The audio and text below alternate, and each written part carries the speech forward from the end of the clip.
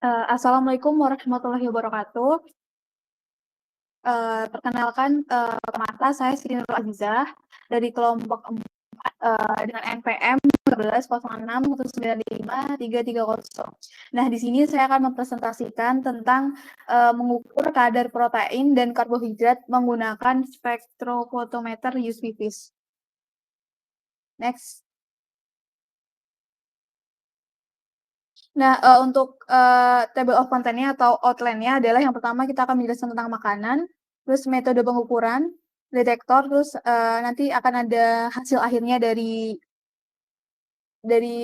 presentasi ini. Next.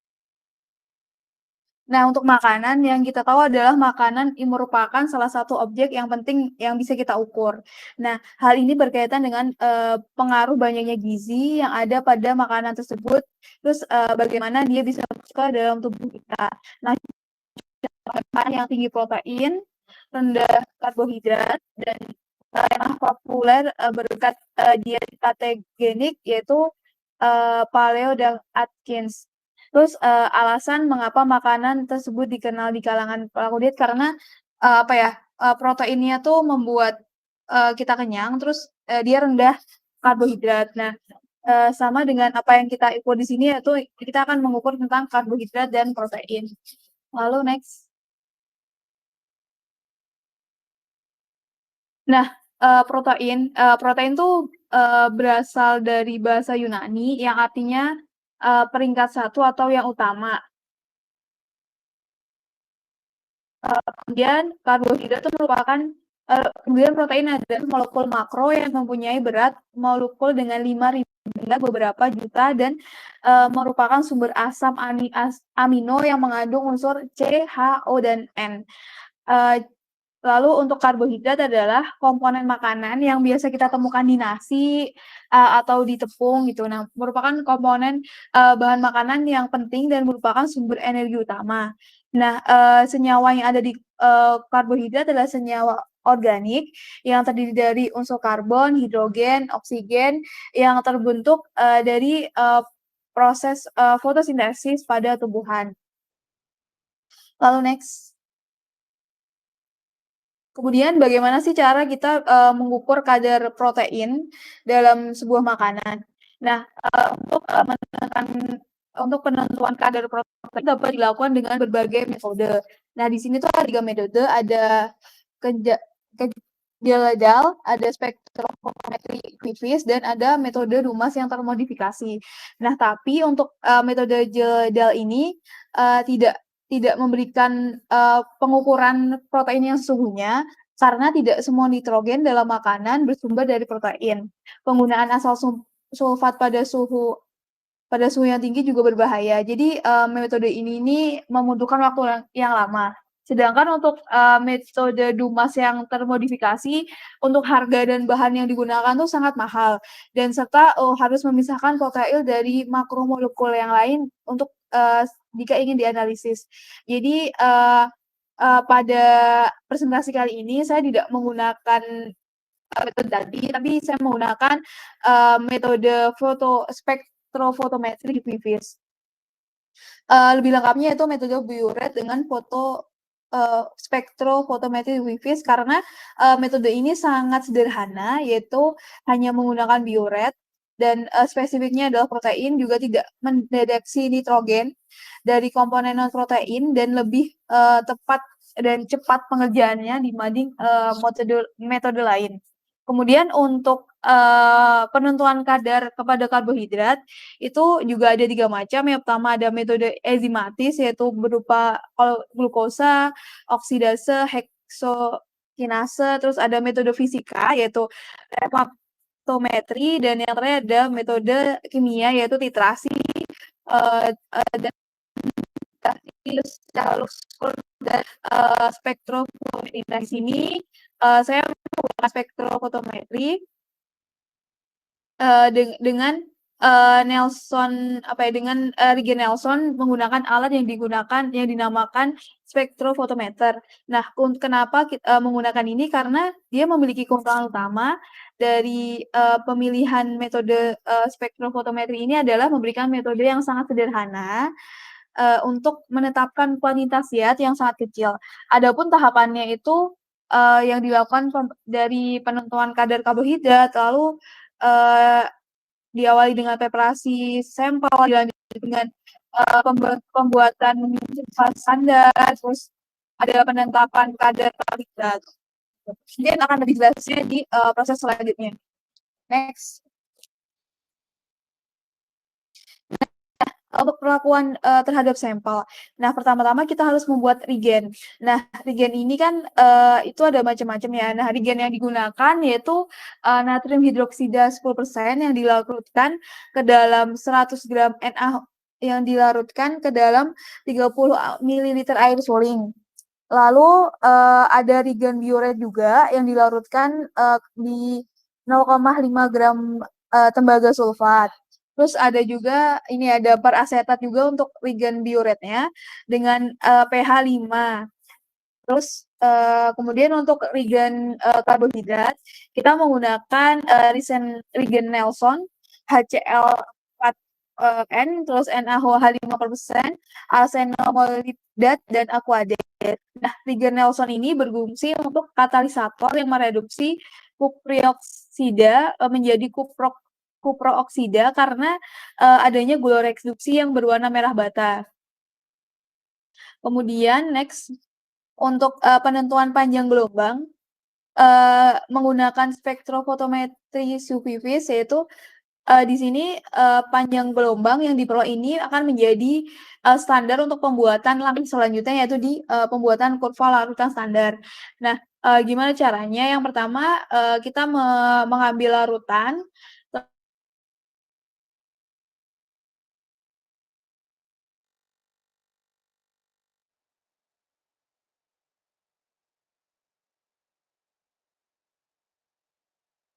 yang sudah tadi, kemudian, kita hingga nah, sehingga diperoleh konsentrasi BSA sekitar 66%. Lalu kita diamkan, di selama 10 menit hingga berwarna ungu yang stabil, lalu kita ukur, panjang gelombangnya. Nah, pada panjang panjang gelombang berapa, yaitu pada 400 sampai 800 nanometer. Lalu, kita catat, berapa gelombang serapan, maksimal yang diperoleh. Lalu untuk, bagaimana perlakuan ketika kita membuat, kurva kalibrasi larutan BSA, kita menyiapkan, tabung reaksi, lalu di setiap tabung reaksi itu diberi tabel sesuai dengan zat atau larutan yang kita gunakan, terus tabung tersebut kita biarkan 10 menit, kemudian, kita ukur absorbansinya, eee absorbansi masing-masing larutan dengan spektrofotometer, pada panjang gelombang maksimal yang telah diperoleh. Nanti tadi kan dari, pengukuran, panjang gelombang kita mendapatkan panjang gelombang ya, jadi, dilanjutkan untuk, pembuatan kurva kalibrasi. Nah, dari, pembuatan kurva kalibrasi ini, semakin dapat disimpulkan bahwa semakin besar konsentrasi, maka semakin banyak juga protein yang akan diserap.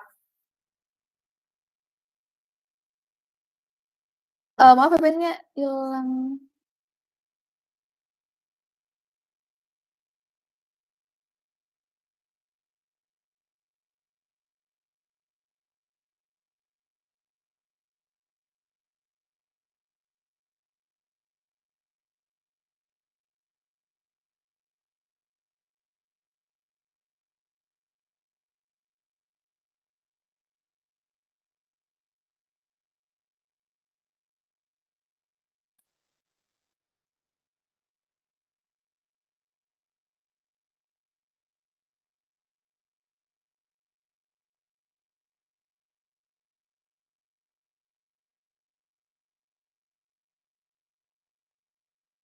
Ya, ya, ya, mampus.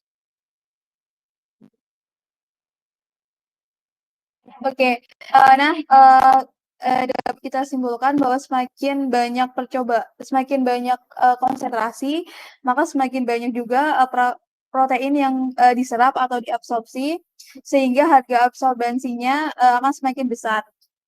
Kemudian next. Nah, ini adalah gambar, alat spektrofotometer UV-Vis. Spektrofotometer adalah alat untuk mengukur transmitan atau absorban suatu sampel, sehingga kita bisa mendapatkan fungsi panjang gelombang. Nah, spektrofotometer merupakan gabungan dari alat optik dan elektrik serta sifat-sifat kimia dan fisikanya.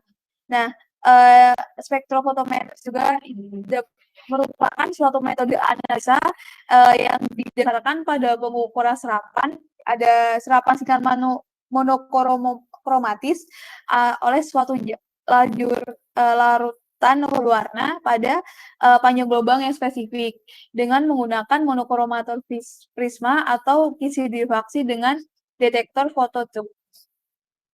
Nanti, jadi di sini akan menggunakan monokromator prisma dan untuk detektornya yaitu phototube. Lalu next. Nah, ini untuk skema, spektrofotometer dimulai dari, adanya sumber cahaya. Nah, sumber cahaya ini haruslah memiliki pancaran radiasi yang stabil dan intensitas yang tinggi. Nah, sumber energi cahaya biasa digunakan yaitu untuk cahaya tampak, untuk cahaya tampak, ultraviolet dan inframerah adalah lampu, eee, 50 IDA, atau, lalu untuk, atau lampu pijar ya, dengan, kawat rambut terbuat dari wolfram. Nah, lampu ini tuh memiliki panjang gelombang sekitar, 350 sampai 2.200 nanometer. Lalu, untuk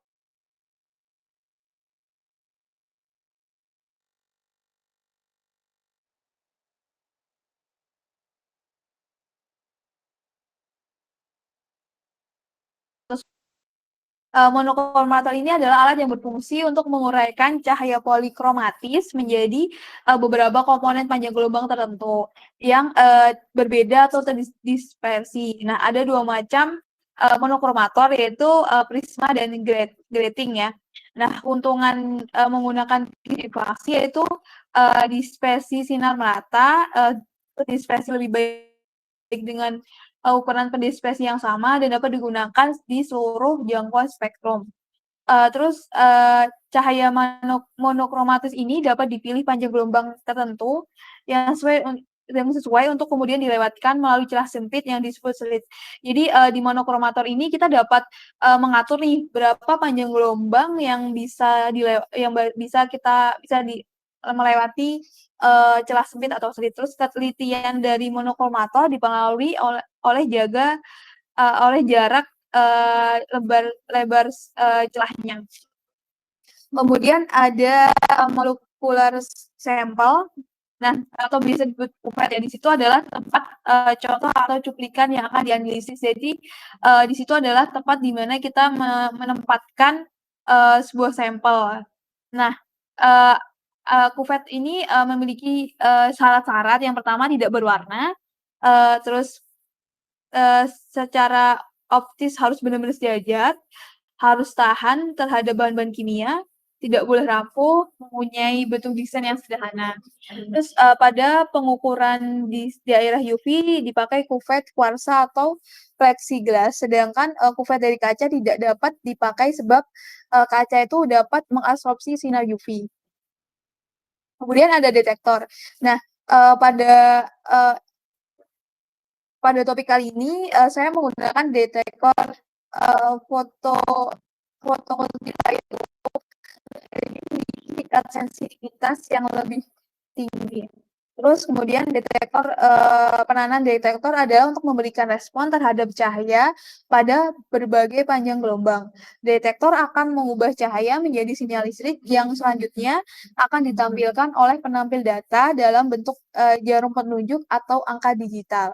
Nah, ternyata detektor ini tuh ada yang disebut dengan detektor ideal, yang di mana dia memiliki, kepekaan yang tinggi, respon konstan, dan memiliki kepekaan yang tinggi, Kemudian respon konstan pada berbagai panjang gelombang. Lalu, dia juga memiliki waktu respon cepat dan sinyalnya minimal tanpa radiasi, kemudian sinyal, listrik yang dirasakan harus sebanding dengan, tenaga radiasinya. Jadi, sinyal yang masuk tidak boleh ada terjadi ini ya, terjadi pengurangan dalam proses, spektrofotometrinya. Kemudian next.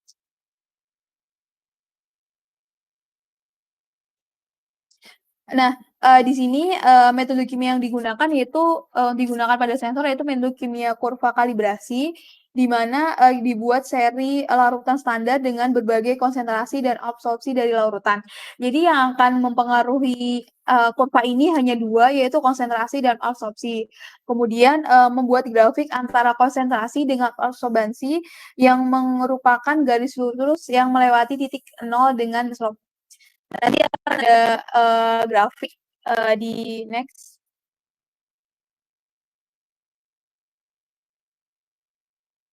Nah, kita yang sudah dijelaskan di depan bahwa kita menggunakan detektor, photomultiplier top di mana, karena, dia jauh lebih peka daripada fototope, terus, responnya juga sangat cepat. Kemudian, fungsi dari, photomultiplier top ini adalah untuk mengubah energi radiasi yang jatuh pada detektor menjadi sinyal elektrik atau, dengan kata lain adanya perubahan panas.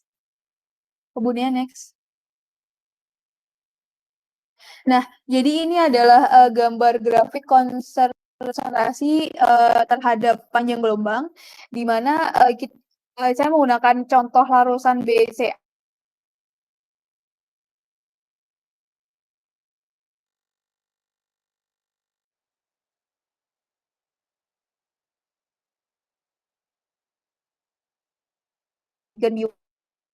dengan nilai absorbansi, 0,34. Nah, di sini dapat disimpulkan bahwa semakin besar konsentrasi, maka semakin banyak protein yang diserap atau diabsorpsi, sehingga harga absorbansinya, yang didapat itu bisa semakin besar juga. Dari data tersebut dapat diperoleh, akan, didapatkan kurva antara larutan, dan suatu kurva antara absorbensi larutan. Mungkin, itu aja yang bisa saya sampaikan untuk, presentasi kali ini tentang bagaimana cara mengukur kadar protein dan karbohidrat pada makanan menggunakan, metode spektrofotometri, FIS. Terima kasih, jika banyak, salah saya mohon maaf. Wassalamualaikum warahmatullahi wabarakatuh.